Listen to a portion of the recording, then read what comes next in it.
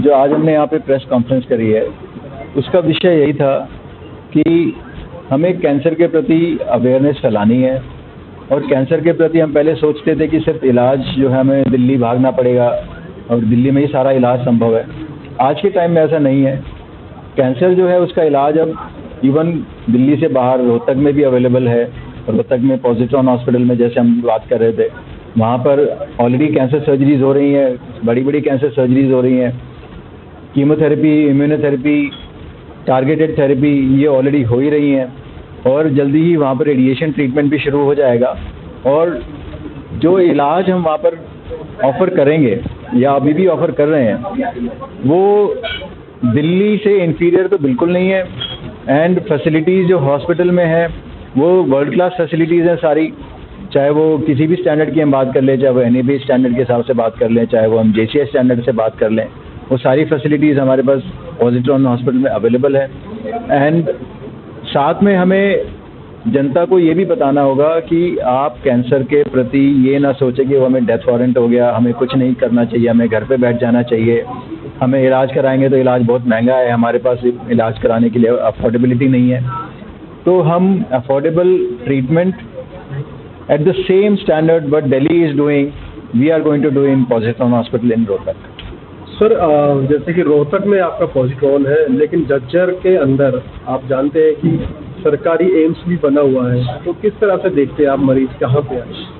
देखिए, सरकार जो है अपनी तरफ से पूरी कार्यरत रहती है, कोशिश रहती है सरकार की कि हम अपने जनता को अच्छा इलाज दें। उसके लिए जगह जगह सरकार ने कैंसर हॉस्पिटल भी खोले हैं। और जो दिल्ली का एम्स हॉस्पिटल है वहाँ पर कैंसर के मरीज़ इतने आते थे कि वो सबको अकोमोडेट नहीं कर पाते थे। और यही देखते हुए सेंट्रल गवर्नमेंट ने झज्जर कैंपस जो है वो शुरू किया। वहाँ के जो संस्थापक हैं डॉक्टर GK रथ, मैं उनका वो एक तरीके से मेरे लिए टीचर ही हैं, वो बहुत अच्छे हमारे रिलेशन है उनसे। मैं बार बार इस बारे में बात भी बहुत करता हूँ।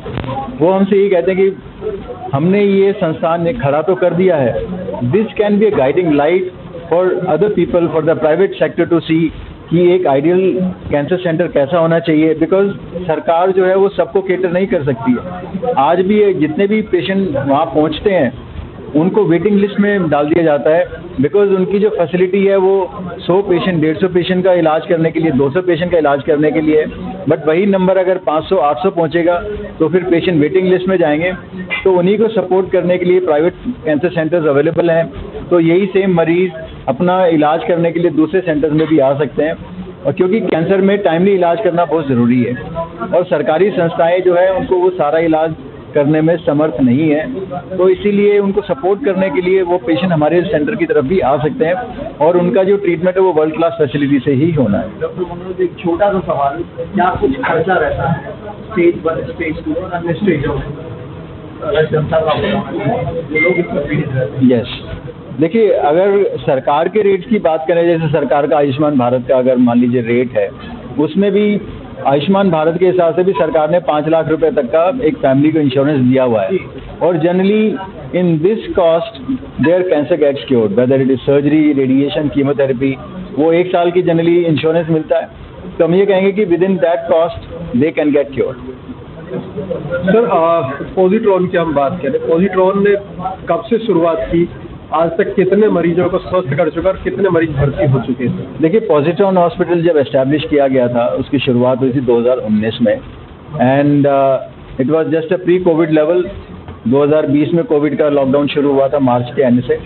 तो पॉजिट्रॉन हॉस्पिटल ने अपनी क्लिनिकल फैसिलिटीज़ 2019 में सितंबर अक्टूबर के आसपास शुरू करी थी। तो सितंबर अक्टूबर 2019 और आज हम 2024 में ही खड़े हैं। 5 साल की जर्नी में पॉजिट्रॉन हॉस्पिटल ने एक तो अपने आप को रोहतक सिटी में पूरा एस्टैब्लिश कर लिया है। आप कहीं पे भी किसी से भी पूछेंगे कि पॉजिट्रॉन हॉस्पिटल के बारे में सुना, तो सबको पॉजिट्रॉन हॉस्पिटल के बारे में पता होगा। वहाँ पे जो हमने अभी तक, बिकॉज शुरुआत में जब कोविड का टाइम आ गया था तो कैंसर जो है उतना वहाँ पर हम इलाज नहीं कर रहे थे। We were treating covid also and cardiac का हमारा अच्छा वहाँ पर काम है, ऑर्थोपेडिक्स का बड़ा अच्छा काम है वहाँ पर। हमारे पास वहाँ पर सारे सर तो सबसे पहले हम जानना चाहेंगे कि पॉजिट्रॉन के अंदर कैंसर का जो इलाज किया जाता है, आखिर किस स्टेज में आते हैं मरीज और किस तरह का इलाज वहाँ पर करा करके स्वस्थ होकर के जाते हैं? सर जनरली पेशेंट सेकंड से थर्ड स्टेज में आते हैं और सेकंड से थर्ड स्टेज में हम डिसाइड करते हैं कि कौन सी स्टेज में सर्जरी पहले करनी है या कीमोथेरेपी या रेडिएशन पहले देनी है।